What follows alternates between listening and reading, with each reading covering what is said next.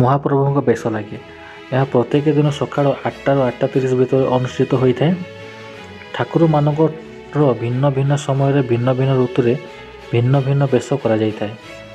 ସାଧାରଣ ବେଶ ଚୈତ୍ର କୃଷ୍ଣ ପ୍ରତିପଦାଠାରୁ ଆରମ୍ଭ କରି ଅଶ୍ୱିନୀ ଶୁକ୍ଳପକ୍ଷ ନବମୀ ପର୍ଯ୍ୟନ୍ତ, ମାର୍ଗଶୀର କୃଷ୍ଣ ପ୍ରତିପଦାଠାରୁ ଅଢ଼ଣ ଷଷ୍ଠୀ ଯାଏଁ ସକାଳ ବେଳା ସାଧାରଣ ବେଶ ହୁଏ।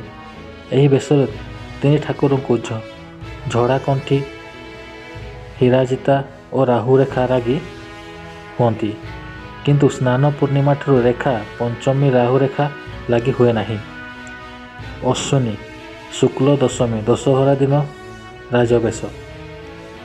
ଅଶ୍ୱିନୀ ଶୁକ୍ଳ ଏକାଦଶୀଠାରୁ କାର୍ତ୍ତିକ ଶୁକ୍ଳ ଦଶମୀ ପର୍ଯ୍ୟନ୍ତ ରାଧା ଦାମୋଦର ବେଶ। କାର୍ତ୍ତିକ ଶୁକ୍ଳ ଏକାଦଶୀଠାରୁ ଚତୁର୍ଦ୍ଦଶୀ ପର୍ଯ୍ୟନ୍ତ ଲକ୍ଷ୍ମୀ ନାରାୟଣ ବେଶ। କାର୍ତ୍ତିକ ପୂର୍ଣ୍ଣିମା ଦିନ ରାଜବେଶ। ମାର୍ଗଶୀର ଅଢ଼ଣ ଷଷ୍ଠୀ ଶୁକ୍ଳପକ୍ଷ ଠାରେ ବସନ୍ତ ପଞ୍ଚମୀ ପର୍ଯ୍ୟନ୍ତ ଘୋଡ଼ ଲାଗି ବେଶ ଅନୁଷ୍ଠିତ ହୋଇଥାଏ। ଏହି ବେଶରେ ଝଡ଼ାକଣ୍ଠି ଲାଗେ ନାହିଁ। ବସନ୍ତ ପଞ୍ଚମୀ ଠାରୁ ଦୋଳ ପୂର୍ଣ୍ଣିମା ପର୍ଯ୍ୟନ୍ତ ଜମା ଲାଗି ବେଶ କରାଯାଇଥାଏ। ଶ୍ରୀଜୀଉ ମାନଙ୍କର ବେଶ ଗୁଡ଼ିକରେ ମୁଖ୍ୟତଃ ପୋଷାକ ପରିବର୍ତ୍ତନ ହୋଇଥାଏ। ସ୍ଥଳେ କେତେ ଗୋଟିରେ ଅବତାର ବଦଳିଯାଏ। କେତେବେଳେ ବିଷ୍ଣୁ, କେତେବେଳେ ନୃସିଂହ ଅବତାର ରୂପରେ ସଜେଇ ହୁଅନ୍ତି।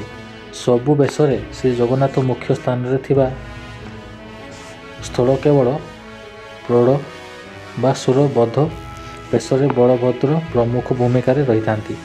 ମହାପ୍ରଭୁଙ୍କ ବର୍ଷରେ 24ଟି ସ୍ୱତନ୍ତ୍ର ବେଶ ମଧ୍ୟରୁ 22ଟି ସମ୍ପୂର୍ଣ୍ଣ କରାଯାଇଥାଏ। ନାଗାର୍ଜୁନ ବେଶ ଓ ରଘୁନାଥ ବେଶ, ଏହି ଦୁଇଟି ବିରଳ ବେଶ ଶୁଭ ଲଗ୍ନରେ ଅନୁଷ୍ଠିତ ହୋଇଥାଏ।